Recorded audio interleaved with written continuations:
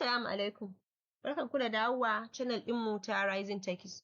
Kuma wannan series ɗin namu na prompt engineering, wato yadda mutum zai yi amfani da ChatGPT domin ya samu answer mai kyau. Wannan shi ne episode 3. A episode 1 and 2 mun yi bayanin menene prompt da kuma yadda mutum zai rubuta good prompt. Sannan a episode 2 mun yi bayanin yadda mutum zai yi amfani da Hausa da Turanci domin ya samu answer mai inganci ko kuma mutum ya koyi abu a ChatGPT. A yau kuma abin da za mu yi bayani a kan shi ne open prompt.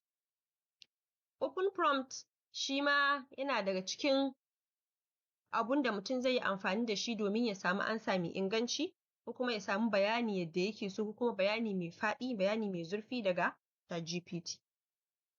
Bari mu ba da misali.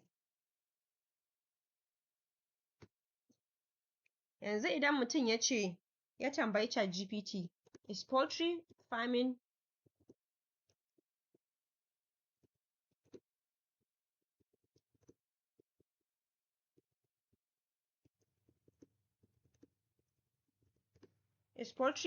profitable in Sokoto? Wannan close prompt ne. Wannan answer close prompt ce. Domin mutum ya samu bayani mai inganci sosai, zai fi kyau mutum ya rubuta open prompt. Bari in ba ku misalin open prompt ku gani. Explain different ways poultry farming can be profitable in Sokoto, including challenges and opportunities. Kar ku manta kuma, mutum fa duka wa'annan prompt ɗin da yake badawa mutum zai iya bada su da Hausa, kuma ChatGPT zai ba shi bayani yadda ya kamata. Ba dole sai ka rubuta da Turanci ba. Bari mu ga answer da zai bamu. Kun ga gashi nan yanzu ya bamu bayani mai zurfi sosai kan poultry farming da opportunities ɗin shi a Sokoto. Kun ga gashi nan da challenges, sannan kuma how to maximize profitability in Sokoto. Kun ga gashi nan ya bamu bayani mai zurfi sosai. Idan mutum ya duba ya comparing akan answer da ya samu da mutum ya rubuta wannan close prompt ɗin, za ka ga akwai bambanci sosai. Bari mu ɗauki wani misali kuma na open prompt.